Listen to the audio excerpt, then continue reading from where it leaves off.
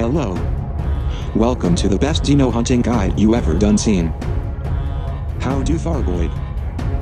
The Thargoids, so far, come in 3 variants: the Cyclops, the Basilisk, and the Medusa. We will only be concerned about the Cyclops since the Basilisk and Medusa share most of the same tactics but require a lot more firepower and team coordination. Also, they suck. The Thargoids live out in the middle of the Pleiades Nebula around 450 light-years from the rest of populated space, because they don't have the courage to fight us on our own turf. They are giant flowers that are about the size of 3 space cows put together, but they have the agility of a fer-de-lance. People say these things do not attack unless provoked. If you like to pay for rebuys, go ahead and try out that theory. The Cyclops variant has 5 phases that can be discerned by the number of hearts the Thargoid has left. While this part may seem so extremely obvious that even a Hutton orbital trucker could figure it out, I always find myself having to explain it to Hutton orbital truckers. When the Cyclops has 4 hearts, it releases Thargons and shoots at you with his cannon. When the Cyclops has 3 hearts left, it gains the Palpatine lightning ability and the ability to create a shield. When the Cyclops has 2 hearts left, it gains the green missile of happiness. When the Cyclops has 1 heart left, it gains the shutdown field ability. When the Cyclops has 0 hearts left, it gains the ability to die. When the fight starts, make sure you already scanned the Cyclops with the Xeno scanner. This allows you to target his hearts using the sub-target system, which allows your turreted weapons to lock on and destroy the hearts. If you are using fixed weapons, this is optional, but still handy as you can see how much health each heart has left before it is destroyed. Cyclops can be soloed or killed by a team. In a team, there are 2 roles, the attacker and the defender. But, before we get into roles and tactics, let's address this giant bug's abilities. Special attacks and abilities. The Thargoid Interceptor has a plethora of special things he can do in the fight. By that, I mean he has 100. Thargon Swarm.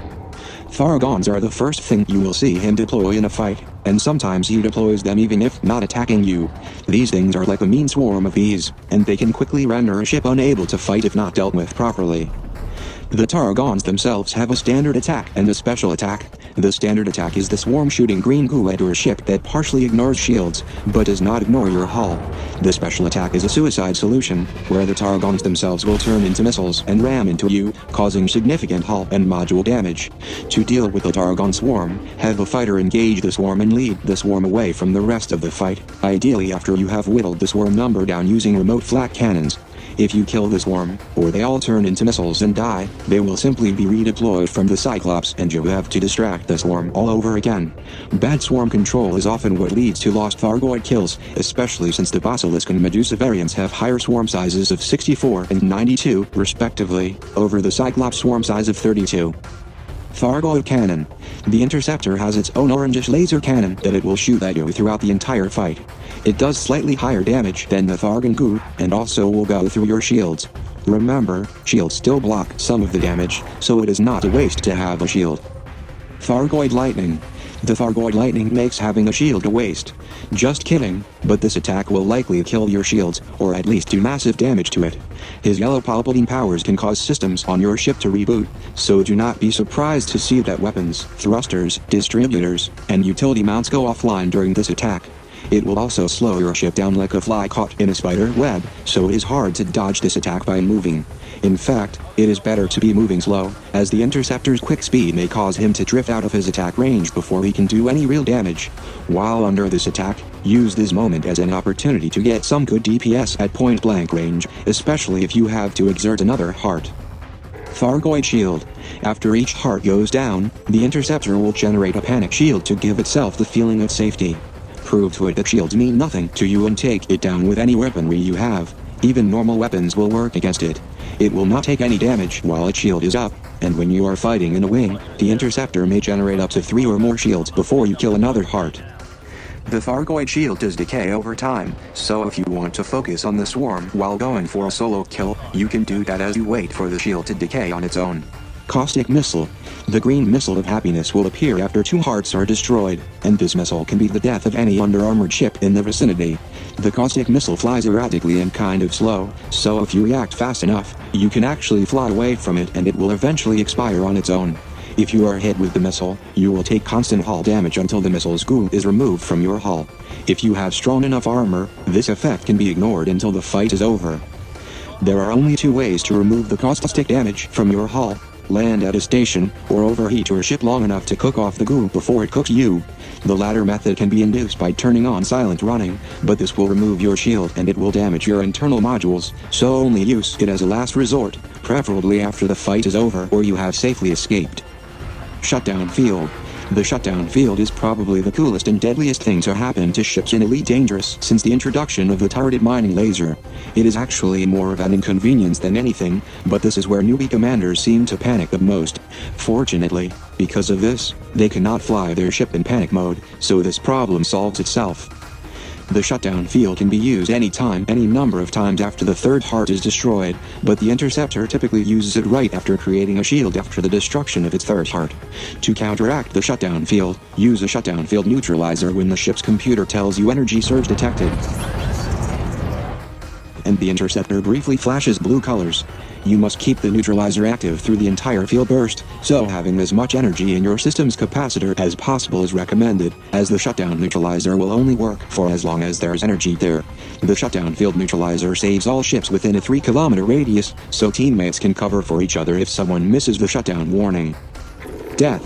When the interceptor dies, it explodes into a cloud of toxic gas that will apply the same caustic missile damage over time to your hull, so make sure you aren't taking a selfie with the interceptor as it is being destroyed. Loadout.